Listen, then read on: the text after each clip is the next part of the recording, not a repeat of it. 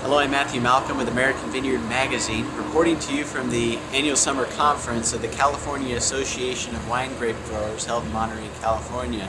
Growers in attendance heard from several industry speakers, including Neil McRoberts from UC Davis, who talked about growers working together to avoid the spread of red blotch and leaf roll viruses in the vineyard. One of the main issues that we have with dealing with leaf roll, particularly leaf roll 3, and probably going to be the same is true for red blotch too, because we now know that it has a vector.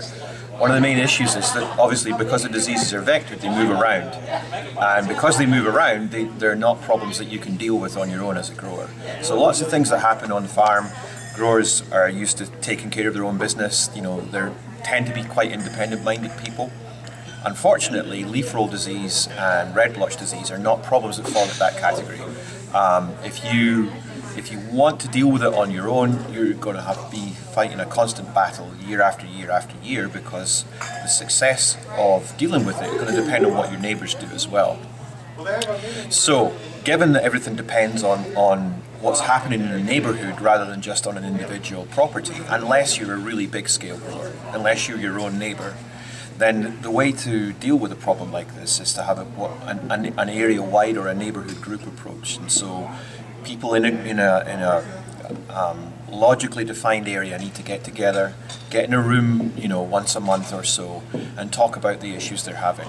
Particularly that's true when you think about issues like, will I push a block this year or not push a block this year?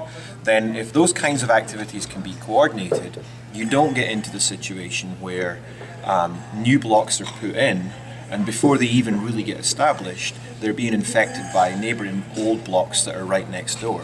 If you're in that kind of situation and you're getting close to the kind of age where you might want to pull the block anyway, it's worth having the conversation. Would you push your block a year earlier than you were planning maybe? Then we can both do it at the same time. Or I'll wait a year. I was going to push this block this year. I'll take one more crop from it, and then we can do it at the same time. By coordinating those kinds of efforts, what that means is that the new blocks are going in together. They're not getting contaminated back and forward between the older blocks, and hopefully over the long term, your vineyard's going to last longer, and so you're going to be able to amortize the cost of setting it up over a longer period of time. Because these virus diseases not only they kind of hit you in multiple ways. You've got effects on grape quality each year, and that might affect the price quite significantly if the winery decides they won't take the grapes for their highest quality lines if they're infected. So there's an immediate effect on price. But then the viruses also affect longevity, so the vines aren't going to stay as healthy over such a long period of time. So you've got a long-term economic impact that's associated with that.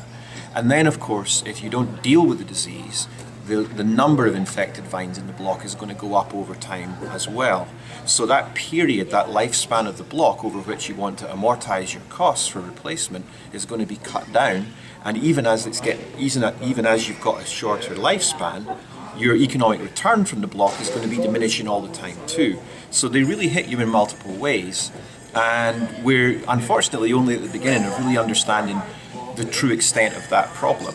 But one thing's for sure, those kinds of problems are going to be worse if people are trying to manage the disease on their own. And so again, a neighbourhood approach, although it has upfront costs in terms of the time it takes, is going to probably save money for everybody in the long term. And that's one of the other reasons why we're advocating it so strongly. Thank you, Neil. Learn more about managing these viruses in the vineyard by reading American Vineyard Magazine. I'm Matthew Malcolm, CaliforniaAgNet.com.